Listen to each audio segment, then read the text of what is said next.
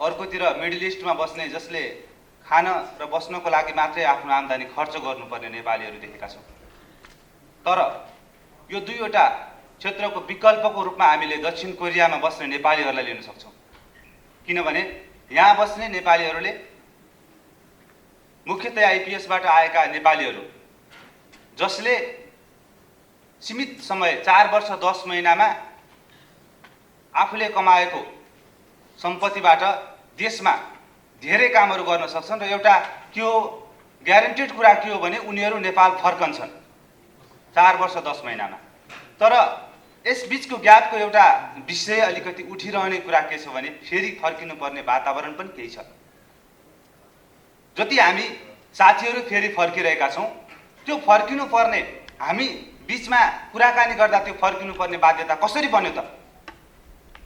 म धेरै कुराहरू यसभन्दा अगाडि ठाकुर सरले दिनुभएको डाटाहरूमा सहमत गर्न चाहन्छु कि हामी 30,000 को दक्षिण कोरियामा रहेका नेपालीहरू छौँ र त्यसमा बहुसङ्ख्यक हामी मजदुर छौँ। मजदुर भएको हिसाबमा हामीले यहाँबाट फर्किएपछि कसरी काम गर्न सक्छौँ? मैले मजदुरको प्रतिनिधि भएको हिसाबले यसभन्दा अगाडि विद्यार्थीहरू त्यसै गरी व्यापारीको कुराहरू आउँदाखेरि युरोप र अमेरिकामा बस्ने नेपालीहरूसँगै एनआरएनको भूमिकासँगै उहाँहरू त्यसमा जोडेर जानुहुन्छ र म त्यो टपिकमा धेरै केन्द्रीकृत हुन चाहदिनँ। मुख्यतया यहाँ रहेका मजदुरहरू इपिएसमा आएका र अझै पनि त्यस भिसा सकिएर बसेका मजदुरहरूलाई हामीले कसरी परिचालन गर्न सकिन्छ? उद्योग व्यवसाय लगायत ठुला कुराहरू भन्दा पनि उनीहरूले कम्तीमा अहिले कोरियाको मासिक आम्दानी 1 लाखलाई मात्र न्यूनतम आम्दानी 1 लाखलाई मात्र हिसाब गर्ने हो भने 30,000 नेपालीले 3 अरब रुपियाँ मासिक कमाउँछ। यो डाटालाई अन्दाज गर्ने हो भने अमेरिका र युरोप जस्तो देशहरूमा कमाएका नेपालीहरू यो मैले न्यूनतम भनिरहेको छु, यहाँ 2 लाख 3 लाख 4 लाख कमाउने नेपालीहरू इपिएसबाट आएका नेपालीहरू प्रशस्त छन्। केही धेरै कमाउने जुन अग्रज चाहिँ डाक्टर साहबहरूदेखि लिएर हुनुहुन्छ उहाँहरूको कुरालाई मैले यहाँ जोडिनँ भने यति न्यूनतम मात्र यो कुरा हो। एभरेजमा मात्रै अहिले जुन यो मैले थाहा पाए अनुसार नेपाल यो जुन कोरिया टाइम्सको डाटामा पनि 17 लाख चाहिँ एउटा अहिले एभरेज पारिश्रमिक भनिएको छ। त्यसलाई मात्र हिसाब गर्ने हो भने पनि 5 अरब मासिक यही हुँदो रहेछ भने बेसिक मात्रै पनि 36 अरब जुन हाम्रो सङ्कलन भइरहेको छ त्यो इपिएसको जुन मजदुरहरूको कुराहरू छ त्यसलाई नेग्लेक्ट गरेर उनीहरूले यसबाट चाहिँ एनआरएनको रूपमा चाहिँ लगानी गर्न सक्ने कुराहरूलाई छोडेर नै काम हुन्छ भने त्यो काममा हामी असफल हुन्छौँ। हामीले माथि हेरेका छौँ, मैले अघि पनि भने युरोप र अमेरिकामा बस्ने नेपालीलाई हेरेका छौँ जुन हेर्दाखेरि साह्रै स्ट्यान्डर्ड देखिन्छ तर उनीहरू फर्किने ग्यारेन्टेडै छैन 1 2 जना बाहेक, त्यो ठुलो कुरा मात्रै हुन्छ। र मिडल इस्टमा बस्ने जसको कुरा गरे उनीहरूलाई खानैको लागि पुग्दैन।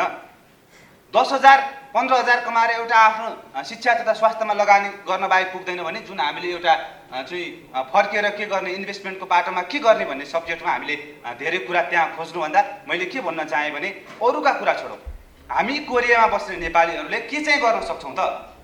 नेपाल विकासको लागि भूकम्प पछिको पुनर्निर्माणको विषय आएको छ, हामी एकीकृत रूपमा मिलेर कसरी काम गर्न सक्छौँ भन्ने विषय आएको छ।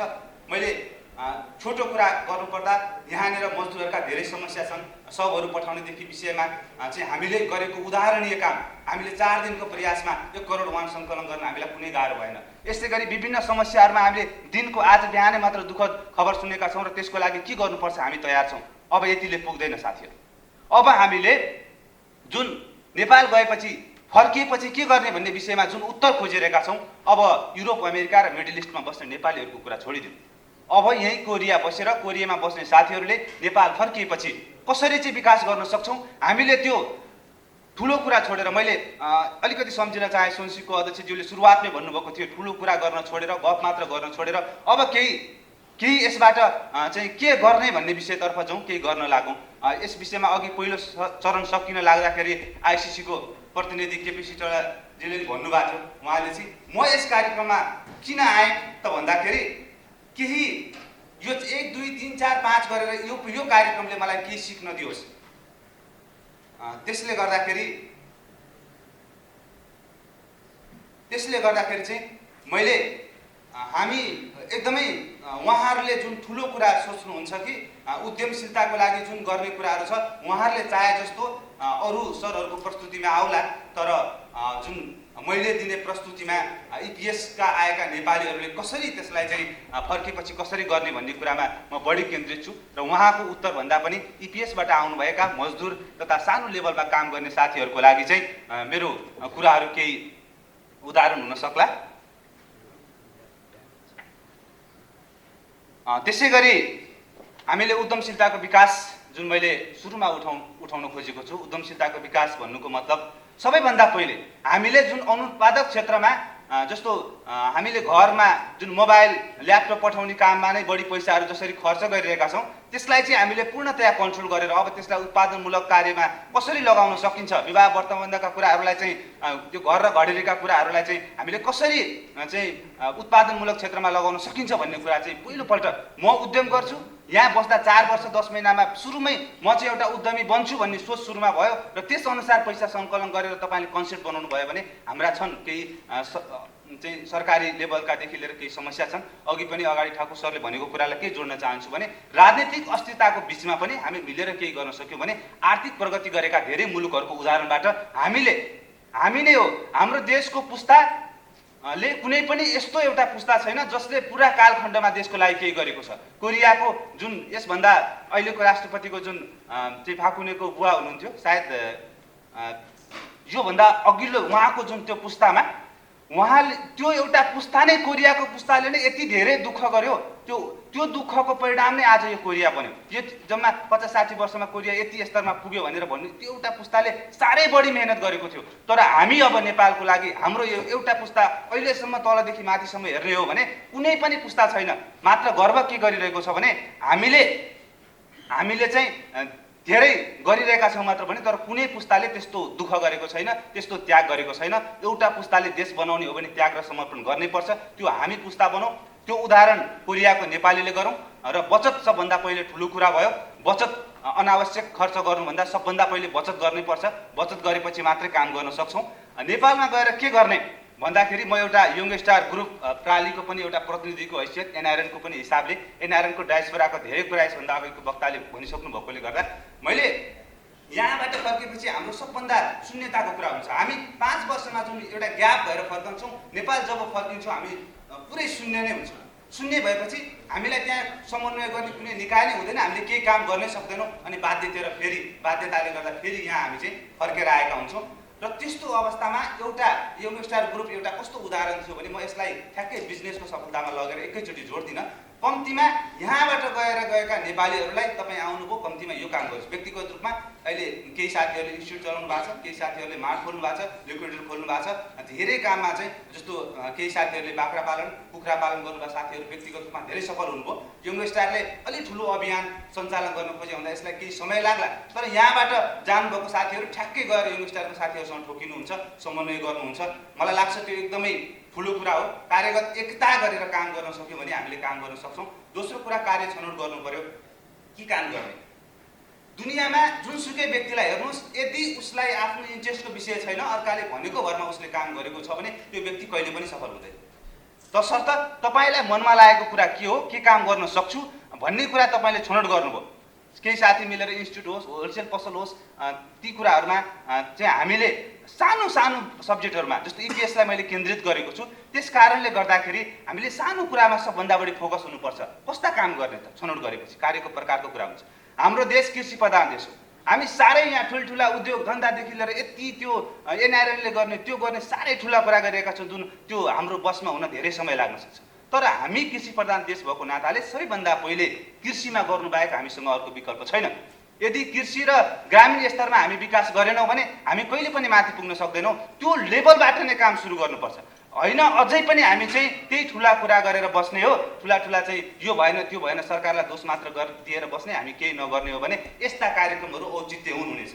तसर्थ हामीले त्यो काम गर्नतर्फ लागौँ। यसमा मैले धेरै सब्जेक्ट छन्। यो एउटा पोइन्टै गएर फर्केर के गर्ने भन्यो भने यो सारा किताबै लेखे पनि सकिँदैन। मैले धेरै कुराहरूलाई चाहिँ एउटा टाइममा क्यालकुलेसन गर्नुपर्ने हुँदाखेरि मैले छोटकरीमा गर्ने चाहिँ एउटा प्रयत्न गरेको छु। व्यवसायिक कृषि तथा पशुपालन, कृषि त गर्ने, तर कृषि सबैले भन्छ होलसेलमा कृषि गर्ने, तर त्यसरी हुँदैन। व्यवसायिक कृषि र व्यवसायिक कृषिभित्र पनि अहिले चाहिँ सबभन्दा बढी मार्केट भएको भनेको जैविक खेती। त्यसमा जस्तो स्वास्थ्यमा चाहिँ अहिले के छ भने हामीले खेती गर्यौँ, त्यसको चाहिँ हामीले उत्पादन गरेका चिजहरू व्यक्तिगत स्वास्थ्यसँग जोडिएका छन् र अहिले मार्केटलाई हेर्ने हो भने कृषिमा चाहिँ अहिले जुन जैविकको चाहिँ मार्केट एकदमै राम्रो छ। व्यावसायिक कृषि अन्तर्गत चाहिँ अब परम्परागत कुराहरूलाई हामीले छोड्नु पर्यो। परम्परागतको ठाउँमा हामीले यहाँबाट सिक्ने, हेर्नुहोस् कोरिया आएको साथीहरूलाई म भन्छु, कृषिमा आएको साथीहरू 1 लाख मात्र कमाइ भयो चाहिँ उत्पादनमूलक काममा चाहिँ यो 3-4 लाख कमाइ भयो भनेर जसरी हुम्मिरहनु भएको छ, साह्रै दुःख लाग्छ। हुन त म पनि उत्पादनशील क्षेत्रमा छु भन्न सक्दिनँ, तर उहाँले बङ्गुर फर्ममा, कुखुरा फर्ममा जुन ठाउँमा काम गर्नुभयो, जसरी मैले लास्टमा उदाहरण पनि छ हाम्रो अलिकति जोडे श्याम थापाजी जुन पोखरामा गएर त्यत्रो ठुलो व्यवसाय गर्नुभएको छ। हामीले यहाँ अहिले 1 लाख कमाए पनि यो गएर नेपालमा चाहिँ मैले गएर काम गर्छु भन्ने सोचै भएन। यहाँ अहिले 4 लाख कमाऊ, अवैधानिक बसेर हुन्छ, जे गरेर कमाऊ, नेपाल गएपछि त्यो लगेर खर्च गर्ने हो। तपाईँले गएको 1 वर्ष 2 वर्ष खर्च गर्नुहुन्छ सिद्धियो, तसर्थ त्यो एजेन्डा चाहिँ यहाँको दूतावासले पनि ल्याओस्, त्यसपछिबाट सरकारी लेभल हामी सबैले मिलेर काम गरौँ। धेरै कुराहरू तपाईँले पढ्नुभयो होला, मैले त्यो पढ्नुभएको पोइन्टलाई चाहिँ धेरै मैले गरिनँ किनभने समयको पनि कुरा छ। हामीले गर्नुपर्ने कृषि यो सब्जेक्टहरू च्याउ, सुन्तला, टिभी, गोलमाडा, यो कुखुरा सबैलाई थाहा छ, यसमा धेरै भन्नै पर्दैन। तर तपाईँ हामीले ठाउँ अनुसार, भौगोलिक क्षेत्र अनुसार आफ्नो ठाउँमा आफ्नो क्षमताले ल्याउन कुन चाहिँ कृषिलाई एउटा व्यावसायिक स्तरबाट यहाँ सिकेका, यहाँको कृषिमा बस्ने साथीहरू, इजरायलमा बस्ने साथीहरूले जुन उदाहरणीय काम फर्केर गर्नुभएको छ, टमाटर खेती गर्ने हाम्रै साथीहरू हुनुहुन्छ, बाख्रा पालन गर्नुभएको छ, गाई पालन गर्नुभएको छ, साह्रै राम्रो। बङ्गुरको त मैले उदाहरणको रूपमा यहाँ अन्तिममा पनि राखेको छु। त्यस्ता कुराहरूमा हामी लाग्नु पर्यो। हामीले यो युरोप र अमेरिकाका चाहिँ ठुला भाषणमा मात्रै हामीले अल्झिएर बस्यौँ भने हामी चाहिँ अघि भनेको जस्तो यो सपना, यो कार्यक्रम पनि सपना मात्रै जस्तो हुन्छ। त्यसै गरी मैले सेयरमा अर्को किन भने हामी यहाँ बस्दाखेरि पनि हाम्रो पैसा जुन बचत गर्नुपर्ने हुन्छ, अलिअलि त्यो जानेको, फेरि सेयरमा लगानी भन्नाले अलिकति अध्ययन पनि गर्नुपर्छ। हामीले यही कोरिया बसेर पनि जुन मेगा सेन्चुरी बैङ्कहरू लगायतमा जुन लगानी गऱ्यौँ, एनआरएनको एउटा फिक्समा लगानी गऱ्यौँ, तर यस बिचमा पनि लगानी गर्दा केही अनसिक्योर कुराहरू पनि आउँछ, त्यसको प्रतिफल के हुन्छ भन्ने कुराहरू पनि आउँछ। तर हामीले त्यस्तो रिस्क पनि लिनै पर्छ, हामीले त्यो लगानी गर्नै पर्छ। प्रतिफल बिस्तारै आउने हो राष्ट्रको लागि गर्दाखेरि। अहिले त्यसै गरी भर्खरै मात्र एसएम इन्भेस्टमेन्टले पनि त्यो हाइड्रोमा केही गर्छु भनेको छ, गर्ने साथीहरूले गर्नुहुन्छ र त्यसमा हामीले इपिएसमा बस्ने साथीहरूले त्यो एउटा सोच बनाउनुपर्छ। के गर्छौँ त हामीले, गएर के गर्ने, फर्किएपछि के गर्ने, यी कुरामा अहिलेदेखि स्टडी गर्नुहोस्। यो सुरुदेखि नै यसमा चाहिँ केन्द्रित हुन सक्यो भने राम्रो हुन्छ। शिक्षा क्षेत्र त भन्नै परेन, विद्यालय ट्रेनिङ सेन्टर र खास गरी मैले केन्द्रित गरेको यहाँबाट फर्केको साथीहरूले धेरै इन्स्टिट्युटहरू, कोरियन इन्स्टिट्युटमा जानुहोस्, धेरै चलेका छन्, बिचमा पनि धेरैले चलाउनु, सबै कोरियाबाट फर्केकै केही साथीहरू त्यहाँ विश्व भाषा क्याम्पसमा पढ्नु भएको छ, होइन भने यहीँबाट फर्केको साथीहरू। त्यो सम्भावना छ। यहाँ बस्दाखेरि हामीले चाहिँ विभिन्न यहाँ इन्स्टिट्युटहरूमा ट्रेनिङहरू पनि हुन्छ। त्यो मात्रै तपाईँले पढेर जानुभयो भने पनि व्यक्तिगत रूपमा तपाईँले त्यसलाई आफूलाई एउटा रोजगारको लागि आत्तिहाल्नुपर्ने अवस्था अझै पनि छैन। त्यसै गरी उद्योग व्यवसाय तथा सहकारी, यसमा चाहिँ हामीले अलिकति बढी चाहिँ अध्ययन गर्नुपर्छ। हाम्रा जसरी उद्योग क्षेत्रमा लागेका अग्रजहरू, त्यसै गरी नेपालमा गएर पनि केही स्टडी गर्नुपर्छ। धेरै अगाडिको चाहिँ अग्रजहरूले भन्नुभएको कुरामा चाहिँ त्यो स्टडी गरेर आफ्नो एउटा क्षेत्रहरू चाहिँ छान्नुपर्छ यसमा। त्यसै गरी हाम्रो अर्को बाटो भनेको पर्यटन हो। पर्यटनमा पनि हामीले कोरियाबाट फर्किएपछि कुन कुन चिज बढी गर्न सक्छौँ, बढी चाहिँ फोकस हामीले यहाँ कोरियनहरू कुन ठाउँमा जान्छौँ, अहिले कोरियनहरू धेरै भिजिट गर्छन्, त्यसर्थ हामीले त्यो होमस्टेहरूदेखि लिएर एजेन्सीहरूदेखि लिएर त्यहाँनिर अहिले कोरियासँग फोकस भएर जुन चिजको तपाईँलाई नलेजै छैन त्यसमा तपाईँले चाहिँ हात हाल्नुभयो भने त्यो असफल हुने सम्भावना बढी हुन्छ। जुन चिजमा तपाईँ चाहिँ कोरियनसँग रिलेटेड हुने बिजनेसमा हात हाल्नुभयो भने त यहाँबाट गएको कोरियनहरूसँग पनि टुरिज्म प्याकेजहरूमा पनि त केही काम गर्न सकिन्छ। त्यसै गरी सेवा एजेन्सीहरूमा साह्रै राम्रो छ। जस्तो यो भूकम्प हुँदाखेरि चाहिँ काठमाडौँमा यो सैलुन नभएर सबै त्यो विदेशी खास गरी इन्डियाको जुन सैलुनहरू चलाउनुहुन्छ, ब्युटी पार्लरमा त अझ केही नेपालीहरू नै छन्, तर त्यो चाहिँ नभएर पछि सरकारले चाहिँ हामी तालिमै दिन्छौँ भन्नेसम्मको कुरा आयो भनेपछि यति धेरै त्यहाँ इन्कम छ। त्यो इन्कम चाहिँ हामीले जुन काम गर्न लजाउने हाम्रो जुन प्रवृत्ति छ, विदेश आएपछि हामी नै हो जे पनि गर्न तयार छौँ, तर नेपालमा गएर त्यो गर्न तयार छैनौँ। त्यसले पनि हामीलाई एकदमै पछाडि धकेलेको छ। त्यो इच्छा शक्ति अब हामीले बनाउनु पर्छ। नेपालमा गएर जुन कामको चाहिँ सम्मान गर्ने त्यो वातावरण छैन, त्यो अब हामीले नै सुरुवात गर्नुपर्छ। मैले अन्तिमतिर केही उदाहरणीय कुराहरू, जसरी यो श्याम थापाको बङ्गुर फर्म भनेर मैले भने, यो एउटा धेरैवटा उदाहरणहरू यहाँ राख्न सम्भव छैन। यसबाट एउटा यस्तो छ भनेर सम्झिने मात्र कुरा हो, गर्न सकिन्छ, हामीले गरे सम्भव छ, यति मात्र पोजिटिभ कुरा हामीले बनाउनु पर्यो। त्यो यो जुन उहाँले चाहिँ एउटा सानो यहाँबाट सिकेर गएको, यसै यही बङ्गुर फर्ममा काम गर्दा साह्रै कति यही बसेको बङ्गो फर्ममा साथीहरू भन्नुहुन्छ साह्रै घिनलाग्दो भयो, यस्तो भयो त्यस्तो भयो भनेर साह्रै काम छोड्छु म गर्दिनँ भन्ने साथीहरू धेरै दैनिक फोन गर्नुहुन्छ। तर त्यसलाई पोजिटिभ लिएर यसरी चाहिँ बङ्गुरको गर्ने हो भने त नेपालमा गएर त करोडपति हुने रहेछ नि त। हामी यही महिना 1-2 महिनाको मात्र हिसाब यहाँ गरेर आज यो महिना चाहिँ घरमा 1 लाख 2 लाख पठाउन 3 लाख पठाउन पाए हुन्छ भनेर बङ्गुर फर्म छोडेर हामी म्यानुफ्याक्चरमा आउँछौँ। तर म्यानुफ्याक्चरमा आएपछि कति हाम्रा समस्या छन्, ती समस्या त साथीहरूले धेरै अध्ययन गर्नुहुन्न, अहिले पैसा मात्रै गर्नुहुन्छ। त्यसै गरी मैले उदाहरणीय काम भनेर यो मिस्टर ग्रुपलाई राख्नुको कारण के हो भने धेरै पनि चिजको राम्रो र नराम्रो पक्ष हुन्छ। मैले उदाहरणमा के भन्न खोजेको भने यहाँबाट गएका नेपालीहरू चाहिँ कहाँ के गर्ने, अरू देशको चाहिँ त्यस्तो धेरै गएर कन्सल्ट छैन। जस्तो यसलाई मैले 2वटा पाटोमा हेरेको छु। सोसियल फिल्डमा यहाँबाट जति अस्ति एनआरएनदेखि लिएर हाम्रो सपोर्ट नेपाल फाउन्डेसन भयो, सोनसीको जति पनि धेरै अभियानहरू, हाम्रो विभिन्न सङ्घ संस्थाको अभियान गयो। हामी कम्तीमा यङस्टारसँग 100-200 मान्छेहरू जति यहाँको कोरियन गएका साथीहरू सम्पर्कमा हुनुहुन्छ। 50 जनाको मिलेर त एउटा व्यापारै गर्नु भएको छ भने त्यो सोसियल फिल्डमा पनि उहाँहरूले ल भूकम्पको लागि जानु पर्यो भन्ने बित्तिकै तपाईँ एनआरएनको ग्रुपसँग हेर्नुहोस्, त्यसै गरी तपाईँको अर्को सपोर्ट नेपाल फाउन्डेसनको ग्रुपसँग हेर्नुहोस्, त्यहाँ सँगै चाहिँ सोसियल काममा जाने साथीहरू हुनुभयो। त्यो यङस्टारको त्यहाँ एउटा टिमले गर्दा त्यो सम्भव भएको। त्यसै गरी व्यापारको कुरामा पनि उहाँहरूले चाहिँ अहिले जुन त्यो प्रालीको रूपमा काम भएको छ, मैले अघि पनि भने त्यो व्यावसायिक रूपमा मात्र त्यसलाई नजोडौँ। कम्तीमा यहाँबाट जानुभएको साथीहरू पहिला गएर त्यहाँ ठोकिने ठाउँ चाहिँ भयो। अब के गर्नु पर्यो त अन्तिम चरणमा भन्दाखेरि यस्ता हामीले नेपाल फर्किएपछि 2-4 जनाको साथीहरू उस्तै विचार भएका साथीहरू यहीँ छँदा खोजौँ। यस्तै कार्यक्रमको बिचमा मिल्ने, बरु कुनै कार्यक्रम राखेर समान कृषि गर्ने एउटै एरिया एउटै ठाउँ क्षेत्र भएका समान विचार भएका साथीहरू केही 3 जना 4 जना त्यो 50औं जना हुनु पर्दैन, केही साथीहरू मिलौँ यो व्यवसाय गर्ने भनेर अहिलेदेखि त्यसको चाहिँ क्षेत्र चाहिँ बनाऊ र त्यहाँ गएर योभन्दा धेरै उदाहरणीय कामहरू हामीले एकजुट भएर गऱ्यौँ भने। र अर्को कुरा यसमा सपोर्टको कुरा आउँछ। यसमा चाहिँ म यहाँको एम्बेसीदेखि लिएर नेपाल सरकारका पनि केही नीति तथा कार्यक्रमहरू बनाउन जरुरी छ। यसमा चाहिँ जस्तो हाम्रो बर्तौला सर पनि फर्किँदै हुनुहुन्छ, यहाँबाट जानुभएको साथीहरू र यहाँबाट फर्किनुभएका सबै साथीहरूले एउटा नेटवर्क बनाउनु भयो भने मलाई लाग्छ उहाँले पनि केही पहल गर्नु होला। यसबाट चाहिँ अन्तमा हामीले फर्किएपछि के काम गर्न सक्ने रहेछौँ त, यी कुराहरूमा अहिलेदेखि हामीले चाहिँ अध्ययन गरेर 1, 2, 3, 4 मेरो क्षेत्रमा यो हुन्छ, तराईमा बस्ने साथीहरूले म यो माछा पालनदेखि लिएर कृषिको काम गर्न सक्छु, पहाडमा बस्नेले चाहिँ स्याउ सुन्तला के गर्न सक्छु, हिमालमा बस्नेले के गर्न सक्छु भनेर अहिलेदेखि एउटा ग्रुप बनाएर अध्ययन गरेर काम गर्न सक्नु भने नेपाल गएपछि फेरि रिटर्न हुनुपर्ने अवस्था नआउला। त्यसको लागि मलाई लाग्छ नेपाल जस्तो इपिएसले पनि केही नीति तथा कार्यक्रमहरू बनाउँदैछ। ₹2 किलो टमाटर मार्केटमा बेच्नु पर्यो। विडम्बना मार्केटको समस्याले गर्दाखेरि त्यो ₹2 पनि टमाटर नबिकेको हुनाले बाटोमै फ्याँक्नु पर्यो र उहाँले गरेको लगानी अनसेक्योर भएर उहाँ साउदी अरबको लागि मेन पावरमा लाइन बस्दै हुनुहुन्छ। सबभन्दा हामीलाई डर कुनै एउटा डिपार्टमेन्ट स्टोर अथवा कुनै इन्स्टिट्युट खोल्छौँ, सहरमा खोल्छौँ, तिग्रे मुन्द्रेहरूले हाम्रो यो एरिया हो भनेर पहिला मुर्की देखाउँछन्। नम्बर 1 हामीलाई डर। सेकेन्ड थिङ, बोइलर पालनको यो व्यावसायिक कृषिका कुरा गर्नुभयो, त्यसमा लगानी अनसेक्योर छ भन्ने सबभन्दा हामीलाई इन्टेलेक्चुअल चिन्ता चाहिँ त्यो भएको हुनाले हामीले जस्तो कृषिबाट उत्पादन गरेको चिजलाई कसरी हामीलाई बजार विस्तार गर्न सकिन्छ भन्ने कुरा स्पष्ट पारिदिनु भयो। धन्यवाद। अहिले हाम्रो जग्गाको स्तर कहाँ पुगिसक्यो। अहिले हामी कोरियामा लाखौँ कमाउनुको मतलब नेपालमा गएर हामीले मेन कुरो त हामीले व्यवसाय गर्नुको लागि जग्गा चाहिन्छ। जग्गाको यति दाम माथि बढिसक्यो कि अब हाम्रो पुँजीवाद सामान्य भइसक्यो।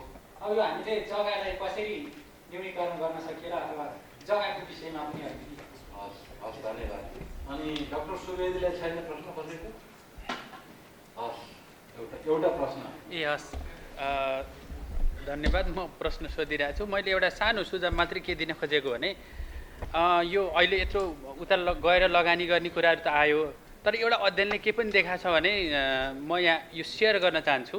जति पनि कोरिया इपिएस पढेर साथीहरू आउनु भएको छ, हामी काम गरिरहेछौँ, हामी जो कोही पनि यहाँ मात्रै होइन अरू अरब राष्ट्रहरूमा पनि एकजना प्रतिनिधि बाहिर देश गइसकेपछि अरू सम्पूर्ण परिवार ह्याङ हुने र उसैको कमाइमा भर पर्न पर्ने र उसैको कमाइलाई आधार देखाएर एक किसिमले अझ फुर्ती झार्न पर्ने खालको हाम्रो एउटा संस्कार छ।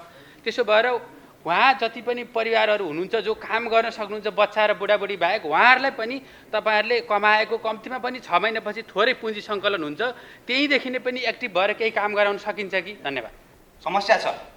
मैले अघि पनि भने यसको लागि मैले उहाँलाई सोझै हाम्रो बर्तौला सरलाई जोडेर किन भने सरकारी निकायको साह्रै कमजोरी छ देशमा।